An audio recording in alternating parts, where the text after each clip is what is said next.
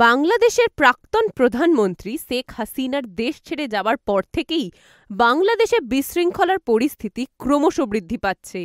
বিভিন্ন দাবি নিয়ে জনগণ রাস্তায় নেমে প্রতিবাদ জানাচ্ছে। তবে এবার এক অন্য রকমের দাবি নিয়ে রাস্তায় নেমেছে মুসলিম সম্প্রদায়ের এক গোষ্ঠী। দাবি করেছে যে সকল হোটেলে গোমাংস পরিবেশন করা হোক, না হলে সেসব হোটেলের বিরুদ্ধে কঠোর ব্যবস্থা নেওয়া হবে। তারা হুঁশিয়ারি দিয়েছে, যদি হোটেলগুলো গোমাংস পরিবেশন না করে তবে তাদের বয়কট করা হবে।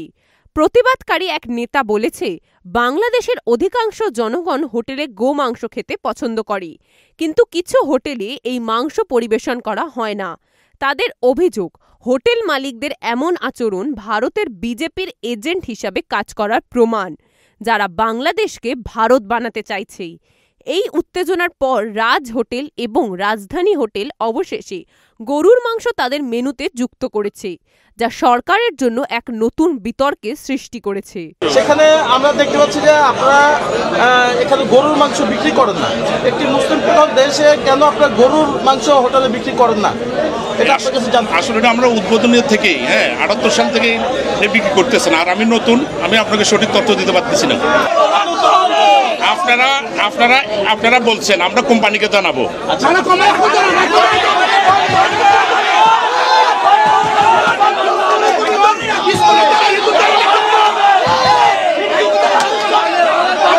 আপনি তো উগ্রবাদী করতেছেন, আপনি উগ্রবাদী আচরণ করতেছেন।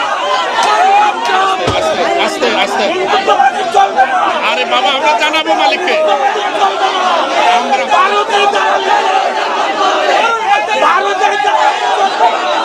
এটা কি হলো? আমি কোম্পানিকে জানাবো, আপনারা আসছেন, আপনাদেরকে স্বাগতম। আপনারা আসছেন। আরে বাবারে, আরে কথা বলতে দেন।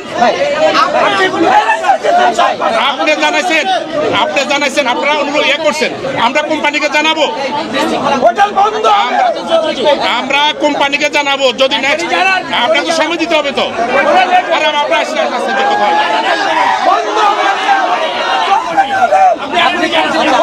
আমি আপনাকে বললাম, আমি কোম্পানিকে জানাবো।